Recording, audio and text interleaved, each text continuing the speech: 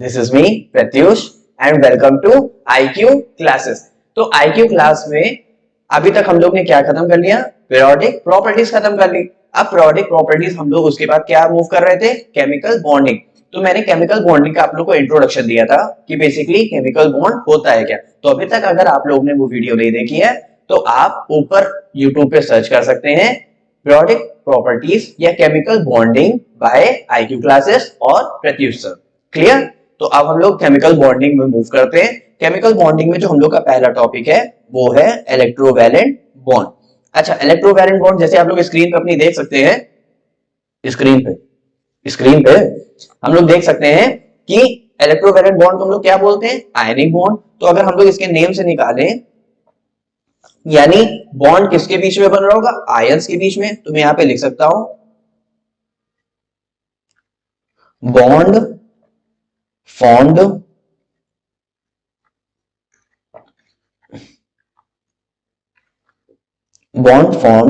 between ions। Bond किसके बीच में बन रहा है? आयंस के बीच में बन रहा है। अब अगर मैं एक एग्जांपल से आपको जैसे समझाऊं, जैसे सोडियम का एटॉमिक नंबर 11। इसको हम कैसे लिखेंगे? 281। अब इसके वैलेंस शेल में कितने इलेक्ट्रॉन्स होने चाहिए थे? 8 इलेक्ट्रॉन्स होने चाहिए थे। तो या तो ये 7 गेन कर ले या तो 1 लूज कर दे। तो क्या इजीली करेगा? ये एक इलेक्ट्रॉन को इजीली रिमूव करेगा। अगर एक इलेक्ट्रॉन को इजीली रिमूव करेगा यानी इसने एक इलेक्ट्रॉन को लूज कर दिया। अगर लूज करेगा तो ये कौन सा साइन शो करेगा? Na+ और इसकी इलेक्ट्रॉनिक कॉन्फ़िगरेशन क्या हो जाएगी? 2 8। तो इसके वैलेंस शेल में कितने इलेक्ट्रॉन्स हो गए? 8 इलेक्ट्रॉन्स हो गए। तो ये सोडियम हमारा किस फॉर्म में हो गया? सोडियम हमारा आयन फॉर्म में हो गया। अच्छा, तो ये कौन सा आयन है? ये है कैटायन। अब हम लोग बात करें, जैसे हम लोग ने एग्जांपल लिया दूसरा Cl, क्योंकि सिंगल आयन या मॉलिक्यूल तो एग्जिस्ट करता नहीं है, एटम सॉरी। तो इसको हम कैसे लिखेंगे? 2 8 7 लिखेंगे। अब या इसके आउटर मोस्ट में कितने इलेक्ट्रॉन्स है? 7 इलेक्ट्रॉन्स है। या तो एक इलेक्ट्रॉन ये गेन कर ले या तो 7 लूज कर दे, यानी 7 लूज करना टफ है। तो ये क्या करेगा? एक 1 इलेक्ट्रॉन क्या करेगा? गेन करेगा। एक इलेक्ट्रॉन को क्या कर लेगा? ये गेन कर लेगा। अगर एक इलेक्ट्रॉन को ये गेन कर लेगा तो इसके ऊपर कौन सा चार्ज आएगा? माइनस का आएगा। और इसकी इलेक्ट्रॉनिक कॉन्फ़िगरेशन क्या हो जाएगी? 2 8 8 हो जाएगी। यहां तक क्लियर? हम लोग ने सोडियम और क्लोरीन को देखा कैसे आयन फॉर्म होते हैं। अगर वो लूज कर रहा है तो प्लस चार्ज, गेन कर रहा है तो माइनस चार्ज। अब अगर सिंगल एटम या आयन अगर एग्जिस्ट नहीं करता है तो ये लोग कंबाइन होंगे, कंबाइन होकर के एक मॉलिक्यूल बनाएंगे और जो बीच में बॉन्ड बनेगा उसको हम लोग बोलेंगे इलेक्ट्रोवैलेंट बॉन्ड और आयनिक बॉन्ड। तो जैसे Na, मैं एक बार आप लोग को बना के दिखाता हूं। सोडियम के वैलेंस शेल में कितने इलेक्ट्रॉन्स है? 1 इलेक्ट्रॉन है। क्लोरीन के वैलेंस शेल में कितने इलेक्ट्रॉन है? 7 इलेक्ट्रॉन्स है। 1 2 3 4 5 6 और 7। बेसिकली यहां से इलेक्ट्रॉन क्लोरीन सोडियम को लूज करना है, सोडियम को लूज करना है, क्लोरीन को गेन करना है। तो जितना सोडियम लूज करेगा उतना ही क्लोरीन क्या करेगा? गेन करेगा। तो यहां से अगर अपना सोडियम चार्ज अपना ट्रांसफर कर दे, यानी एक बैलेंस इलेक्ट्रॉन अपना अगर ट्रांसफर कर दे, किसको दे दे? क्लोरीन को, तो सोडियम के पास आ जाएगा प्लस, क्लोरीन के पास आ जाएगा माइनस। तो क्लोरीन के बैलेंस शेल में कितने इलेक्ट्रॉन्स हो जाएंगे? 8 इलेक्ट्रॉन्स हो जाएंगे। सोडियम के क्लोरीन के वैलेंस शेल में कितने इलेक्ट्रॉन्स हो गए? 8 इलेक्ट्रॉन्स हो गए, क्योंकि इसने अपना इलेक्ट्रॉन क्या कर दिया? ट्रांसफर कर दिया।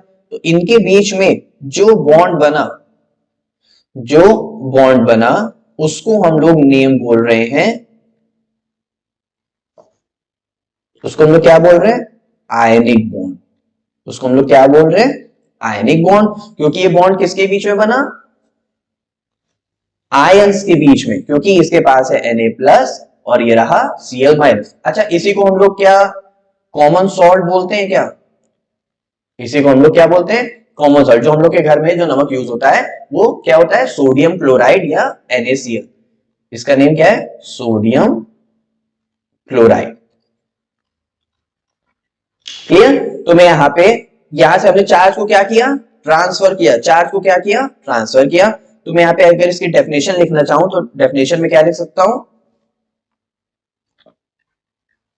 The transfer of an electron from one ion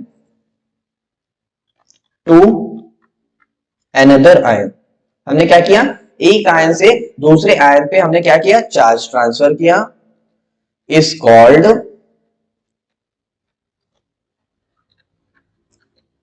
electrovalent और आयनिक बॉन्ड। उसको हम लोग क्या बोल रहे थे, इलेक्ट्रोवैलेंट बॉन्ड और आयनिक बॉन्ड बोल रहे थे। क्लियर? अच्छा, तो अभी हम लोग ने आयनिक बॉन्ड के बारे में देखा, वो आयंस के बीच में बन रहा था, एक लूज कर रहा था, एक गेन कर रहा था। अच्छा, जो लूज कर रहा था उसको हम लोग क्या मेटल बोलते थे, और जो गेन कर रहा था उसको हम लोग क्या बोल रहे थे, नॉन मेटल बोल रहे थे। ठीक है, यानी जो बॉन्ड बन रहा है वो क्या मेटल और नॉन मेटल के बीच में बन रहा है।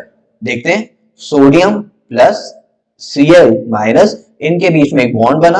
हाँ, ये तो इलेक्ट्रोवैलेंट बॉन्ड बना। अगर ये इलेक्ट्रोवैलेंट बॉन्ड बना है तो क्या मेटल और नॉन मेटल के बीच में बना है? यस। तो इसीलिए हम लोग इसकी और डेफिनेशन में एक और ये बात कहते हैं कि the bond form between metals and non metals is called electrovalent bond और ionic bond.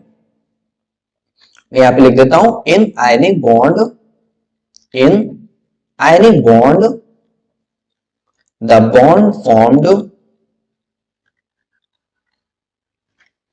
in ionic bond the bond formed between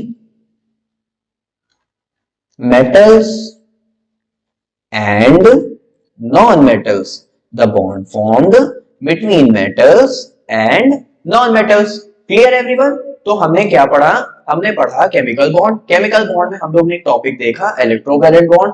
electrovalent bond क्या था, वो आयंस के बीच में बन रहा था। अगर आयन के बीच में बन रहा है तो एक लूज कर रहा होगा, एक गेन कर रहा होगा। तो यहाँ पे एक लूज हुआ, एक गेन हुआ, यानी चार्ज का ट्रांसफर हुआ। जितना उसने लूज किया उतना ही बगल वाले ने क्या किया, गेन किया। अब यहाँ पे चार्ज का ट्रांसफर हुआ, तो इसकी डेफिनेशन क्या हो गई, the transfer of electrons between one ion to another ion. अब वो आयन कौन कौन से थे, एक मेटल था, एक नॉन मेटल था, क्योंकि एक लूज कर रहा था, एक गेन कर रहा था। अब अगर उसने लूज कर दिया, जितना उसने लूज किया उतना ही उसने क्या किया, गेन किया। तो इसीलिए हम लोग इसको क्या बोल रहे थे, इलेक्ट्रोवैलेंट बॉन्ड।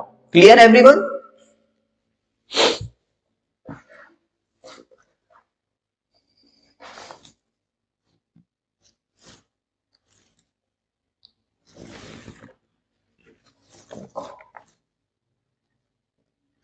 मैं यहां पे अब कुछ एग्जांपल्स लिख देता हूं, जैसे आप लोगों को कंफर्म हो जाएगा। Examples of electrovalent bond. तो एग्जांपल कौन कौन से होंगे, NaCl, MgCl2, CaCl2, और मैं क्या ले सकता हूं, ZnCl2। तो ये सब बेसिकली हमारे क्या है, एग्जांपल्स है। तो एक और एग्जांपल जैसे देख लेते हैं, KCl है ना, तो ये भी क्योंकि potassium plus charge, Cl minus charge, तो एक मेटल एक नॉन मेटल। तो ये सब भी हमारे क्या है, इलेक्ट्रोवैलेंट बॉन्ड। तो आई होप आपको इलेक्ट्रोवैलेंट बॉन्ड क्लियर हुआ होगा। अगर नहीं क्लियर हुआ, आई होप आप लोग को इलेक्ट्रोवैलेंट बॉन्ड क्लियर हुआ होगा। तो आप लोग, अब हम लोग क्या देखते हैं, एग्जांपल्स ऑफ इलेक्ट्रोवैलेंट बॉन्ड। तो एग्जांपल्स ऑफ इलेक्ट्रोवैलेंट बॉन्ड में कौन कौन से बॉन्ड होते हैं, NaCl, MgCl2, CaCl2, ZnCl2 and KCl। तो यहां पे इलेक्ट्रोवैलेंट बॉन्ड फिनिश होता है। अब हम लोग इसके बाद देखेंगे कोवैलेंट बॉन्ड। अब इसके बाद हम लोग क्या देखेंगे, कोवैलेंट बॉन्ड देखेंगे। तो आई होप आपको बहुत मजा आया होगा। अगर आप लोग को अभी तक आप लोग ने वो सीरीज नहीं देखी है तो पहले केमिकल बॉन्ड और फिर इलेक्ट्रोवैलेंट बॉन्ड। अब इसके बाद जो अपलोड होगा चैनल वो कौन सा होगा, कोवैलेंट बॉन्ड। क्लियर?